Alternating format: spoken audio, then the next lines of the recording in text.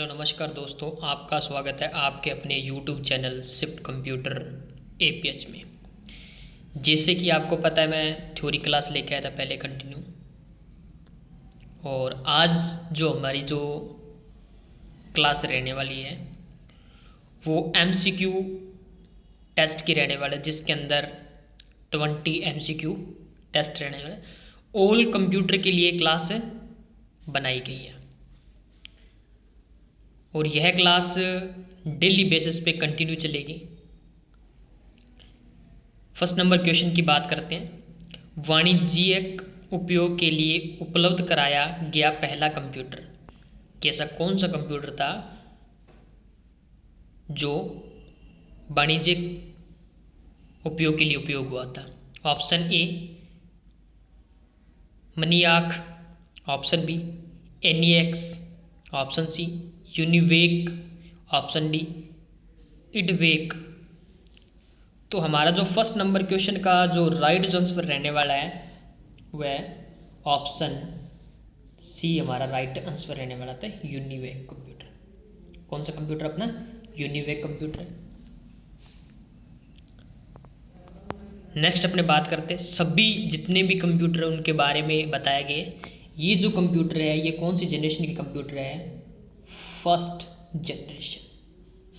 कौन से कंप्यूटर की जनरेशन के कंप्यूटर? First generation. एनए कंप्यूटर की full form electronic numerical integrated and computer. EDVAC computer electronic distracted variables automatic computer. EDSAC computer electronic delay storage automatic calculator. UNIVAC universal automatic computer. UNIVAC की computer से computer standard electronic automatic computer. अगर ये आपसे इनमें से कोई भी question आपके एग्ज़ाम में आता है तो ये अगर पूछा जाए कि कौन सी जनरेशन के कंप्यूटर है तो आप क्या बताओगे? फर्स्ट जनरेशन के कंप्यूटर। कौन सी जनरेशन के? फर्स्ट जनरेशन के कंप्यूटर है। क्वेश्चन नंबर सेकंड की बात करते हैं। निम्नलिखित में से कौन कार्य इनपुट डिवाइस का वेद कार्य नहीं है? कि जो इनपुट डिवाइस का वेद कार्य नहीं करता वो पूछा गया। ऑप्शन ए यह इनपुट डेटा और निर्देशों को कंप्यूटर सभी कार्य रूप में परिवर्तित करता है। ऑप्शन बी यह भंडारण और आगे की प्रक्रिया के लिए भंडारण उपयोगकर्ता उपकरणों को इनपुट डेटा और निर्देश भेजता है। यह इनपुट डेटा को संसाधित करता है और परिणाम सीधे आउटपुट डिवाइस को भेजता है। यह बाइनरी दुनिया के डेटा और निर्देशों को पढ़ता है। ये पूछा गया। तो हमारा जो क्वेश्चन नंबर 2 का जो हमारा जो राइट आंसर होगा वो होगा option C is the right answer. ये हमारा राइट आंसर है। क्वेश्चन नंबर 3 की बात करते हैं। निम्नलिखित विकल्पों में से कौन 256 निबल्स के बराबर है? ये पूछा गया कि अपनी निबल्स के बराबर है। Option A 128 bytes, option B 4 KB kilobyte, option C 512 bits, option D 1 KB मतलब किलो बाइट। तो हमारा 256 के निबल के जो बराबर है वो कौन सा है? ऑप्शन ए हमारा राइट आंसर है, 128 बाइट्स। ये हमारा राइट आंसर है। अगर मैं बात करूं कि एक बिट किसे कहते हैं? एक बिट का मतलब होता है 0 व 1। एक निबल की अगर मैं बात करूं तो होता है 4 बिट। एक बाइट की अगर मैं बात करूं बाइट तो क्या होता है? 8 बिट होता है। और अगर मैं बात करूं एक बाइट इक्वल होता है 2 निबल, या 2 निबल बराबर है 1 बाइट। तो मैंने next unit of computer memory भी इंक्लूड की है कि एक बिट बराबर 0 1 बाइनरी डिजिट, 8 बिट बराबर 1 बाइट, 1024 बाइट बराबर 1 किलो बाइट, 1024 KB बराबर 1 मेगा बाइट, 1024 MB बराबर 1 गीगा बाइट, 1024 GB बराबर 1 TB, 1024 TB बराबर 1 PB। ये मेमोरी यूनिट की इकाई है। नेक्स्ट कुछ और भी है मेमोरी यूनिट। 1024 PB बराबर 1 EB, 1024 EB बराबर 1 ZB, 1024 ZB, GB बराबर 1 YB, 1024 YBB बराबर 1 ब्रोनोनोट बाइट और 1024 BB बराबर 1 GPU बाइट। ये कुछ मेमोरी कंप्यूटर की यूनिट इकाइयाँ दी गई है। 4 नंबर क्वेश्चन है, सी लैंग्वेज के विकास का श्रेय किसे जाता है? Dennis, option A Dennis Ritchie, option B Steve Rogers, कुछ ऑप्शन आगे दो, option C Bill Gates, option D Yashwant Kanetkar. तो हमारा जो इसका जो राइट आंसर होगा 4 नंबर क्वेश्चन का वो होगा ऑप्शन, ये हमारा राइट आंसर डेनिस रिच्ची, ये राइट आंसर हमारा। क्वेश्चन नंबर 5 की बात करते हैं। ईमेल हेडर में निम्नलिखित में से कौन सा फील्ड शामिल है? Option A first to, second CC, third save और ऑप्शन फोर्थ BCC। तो हमारा जो राइट जो इसका आंसर होगा वो होगा ऑप्शन सी, राइट आंसर। देखो फर्स्ट और सेकंड और फोर्थ। अब इसमें क्या हमारे पास क्या होता है कि नेक्स्ट अपने बैक चलते हैं, ये थोड़ा क्वेश्चन आगे पीछे करती है। अब देखो ईमेल के अंदर क्या होता है, 2 भी होता है, CC भी होता है और BCC भी होता है। C का मतलब कार्बन कॉपी, BCC का मतलब ब्लाइंड कार्बन कॉपी, पर सेव नहीं होता। तो हमारा राइट जो आंसर बनेगा वो कौन बनेगा? फर्स्ट, सेकंड और फोर्थ। तो हमारा जो राइट आंसर होगा वो कौन सा होगा? ऑप्शन सी हमारा राइट आंसर होगा। क्वेश्चन नंबर 6 की बात करते हैं। URL स्टैंडर्ड्स फॉर URL का अर्थ। अब देखो URL का अर्थ पूछा गया है कि URL की फुल फॉर्म क्या होती है? Option A Unix resource labels, option B uniform resource locator, option C Unix reference labels और option D uniform reference locator. तो हमारा जो इसका जो राइट आंसर होगा वो कौन सा होगा? URL की अपनी फुल फॉर्म का पता है, URL की फुल फॉर्म क्या आती है? Uniform resource locator, URL uniform resource locator.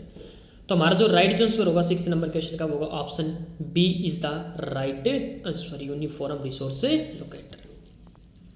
Question number 7 की बात करते हैं। निम्नलिखित में से कौन सा सर्वर IP एड्रेस को डोमेन नेम नामों में परिवर्तित करता है?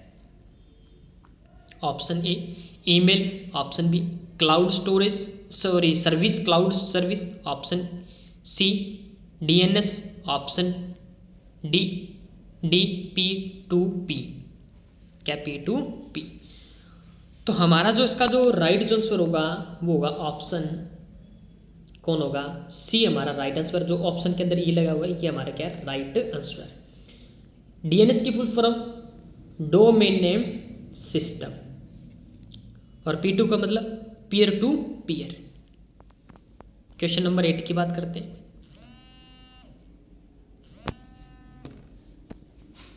शॉर्टकट कुंजी Alt+Enter किसके लिए उपयोग की जाती है?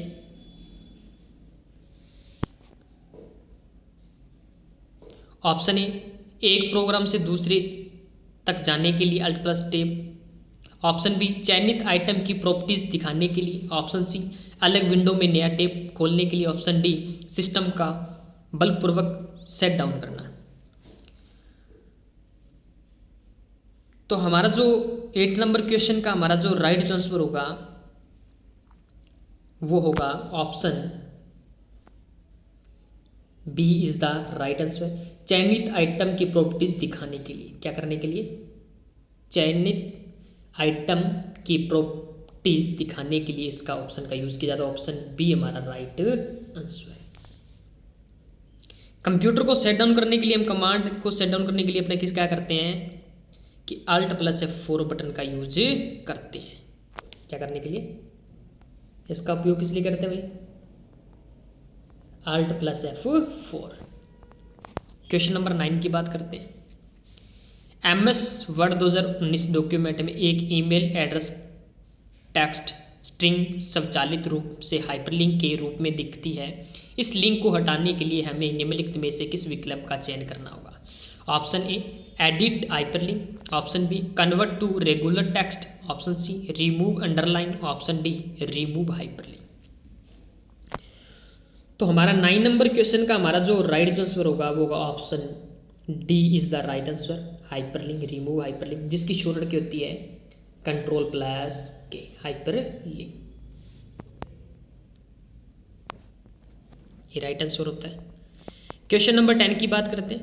निम्नलिखित में से कौन माइक्रोसॉफ्ट वर्ड में व्यक्तियों के समूह के लिए पत्र और ईमेल या लेबल्स और लिफाफे बनाने और प्रिंट करने की सुविधा प्रदान करता है?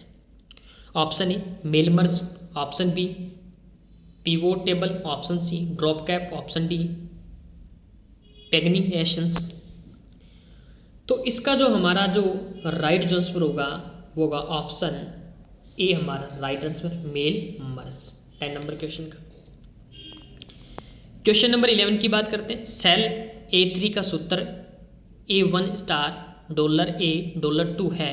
पृष्ठकोण सेल A3 से सूत्र को पृष्ठकोण सेल B3 में कॉपी किया जाता है। पृष्ठकोण सेल B3 में प्रदर्शित नाम क्या होगा? अब देखो अपने क्या है, थोड़ा सा इसको डीप में थोड़ा समझते हैं। A3 equal A1 star $A$2।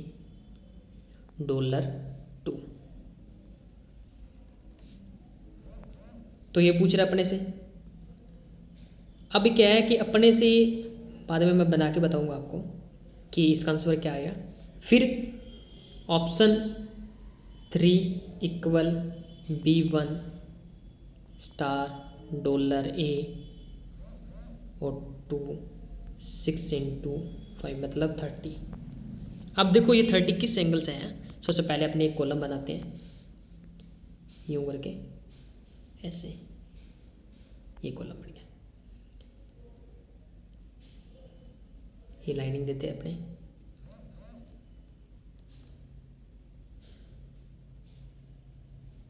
दो और 3। ए हो गया, बी हो गया, फर्स्ट 4 6 2 5 और 8 एक कॉलम और बनाते हैं। अब क्या है कि अपने क्या करना है कि इसके इक्वल डेयरी मिल्क का काम है, ये 5 और 6 का डेयरी मिल्क। अब इसमें क्या कर रहा है कि अपने को पूछ रहा है V1 × V2, ये पूछा तो V1 से लेके V2 का पूछ रहा है। तो अपने क्या करना है कि लास्ट के अंदर 3 30 20 इनको कैलकुलेशन करना है कि एक तो 5 को ऐड रखना है, 20 को और 3 को मिला के टोटल कितना हो गया। तो इसका जो हमारा जो राइट आंसर होगा वो होगा option B is right answer. Question number 12 की बात करते तो देखो ज़्यादा तो मैं इस डीप में आपको 11 नंबर क्वेश्चन नहीं समझा सका क्योंकि अपने पास इतना वाइट मतलब अपने पास बोर्ड नहीं था। तो इस कारण मैंने जितना कोशिश की मैंने आपको एक्सप्लेन किया इसको 11 नंबर क्वेश्चन को। 12 नंबर की बात करते हैं। बैंकिंग क्षेत्र में अधिक संख्या में चेकों के फास्ट प्रोसेसिंग के लिए निम्नलिखित में से कौन प्रयुक्त होता है? तो इसका हमारा सभी को स्टूडेंट को पता है कि राइट आंसर क्या होगा। ऑप्शन सी राइट आंसर होगा MICR। MICR की full form magnetic ink character recognition. 30 number question की बात करते हैं। मशीन लर्निंग तकनीक कितने प्रकार की होती है? Option A 3, option B 5, option C 7, option D 9। तो हमारा जो इसका राइट जो आंसर होगा वो होगा ऑप्शन ए राइट आंसर। क्वेश्चन नंबर 14 की बात करते हैं। निम्नलिखित में से कौन सा एक प्रकार का एंटीवायरस प्रोग्राम है? Option A quick heals, option B Mac FSC, option D Kaspersky, option D all of the above, मतलब उपयुक्त सभी। तो हमारे जो इसका जो राइट आंसर होगा वो होगा ऑप्शन डी हमारा राइट आंसर उपयुक्त सभी है। एक एरे की इंडेक्सिंग अनुक्रमण कहाँ से शुरू होता है? 15 number question. Option A 1, option 2 0, option C 1, option D 100। तो इसका जो हमारा जो राइट आंसर होगा वो होगा option B is the right answer. 0 से स्टार्ट होता है इंडेक्सिंग। क्वेश्चन नंबर 16 की बात करते हैं। इनमें से कौन सा DBMS सॉफ्टवेयर नहीं है? Option A Oracle, option B Sybase, option C COBOL, option D SQL server. तो हमारा जो राइट जो आंसर होगा 16 नंबर का वो होगा option C is the right answer COBOL. Question number 17 की बात करते हैं। स्टार टोपोलॉजी में कंप्यूटरों को संयोजित करने के लिए निम्नलिखित में से किस उपकरण का प्रयोग किया जाता है? ऑप्शन ए हब का, ऑप्शन बी रिपीटर का, ऑप्शन सी ब्रिज का, ऑप्शन डी राउटर का। तो 17 नंबर क्वेश्चन का हमारा जो राइट आंसर होगा वो होगा ऑप्शन ए हमारा राइट आंसर है हब का। हब क्या काम करता है? हब को अपने क्या ये यहाँ लगा दिया, हब लगाने के बाद ऐसे अपने कंप्यूटर को ऐड कर सकते हैं ऐसे करके, फर्स्ट ये ऐसे करके ये क्या हो जाएगा अपना हब हो जाएगा। क्वेश्चन नंबर 18 की बात करते हैं कि 18 क्या कहता है? MS एक्सेल 2010 में एक्सेल वर्कबुक के लिए क्या फाइल एक्सटेंशन है? ये सभी बच्चों को पता है कि फाइल को किस नाम से अपने सेव करते हैं। ऐसा कोई भी स्टूडेंट नहीं है जिसको ये पता ना हो। Option A .xlsx, option B docs, option C PPTX, option D PDF। तो हमारा जो 80 नंबर क्वेश्चन का जो राइट आंसर होगा वो होगा ऑप्शन ए हमारा राइट आंसर है। क्वेश्चन नंबर 19 की बात करते हैं। MS एक्सेल 2010 में सेल पंक्तियों और कॉलम के स्वरूप को स्वरूपित करने के लिए आदेश देने के लिए कौन सा रिबन टेप होता है? Option home, option B insert, option C page layout, option D data. तो हमारा जो 90 नंबर क्वेश्चन का जो राइट आंसर होगा वो होगा ऑप्शन हमारा ए राइट आंसर होगा। क्वेश्चन नंबर 20 की बात करते हैं। MS एक्सेल 2010 में एक बड़े वर्कशीट को स्क्रॉल करते समय दृश्य में रखने के लिए पंक्तियों और कॉलम को फ्रीज करने के लिए कौन सा फीचर प्रयुक्त होता है? Option A freeze panes, option B split window, option C filter, option D shorts. तो इसका भी हमारा जो 20 नंबर क्वेश्चन का जो हमारा जो राइट आंसर होगा ऑप्शन ए हमारा राइट आंसर होगा। सभी स्टूडेंट क्लास को लाइक करें, सब्सक्राइब करें, बेल आइकन करें प्रेस, ताकि हर एक क्लास आप तक पहुंचती रहे। और कमेंट सेशन में ज़रूर बताएं कि आपको क्लास कैसे लगी, ताकि हमें भी मोटिवेशन मिलता रहे।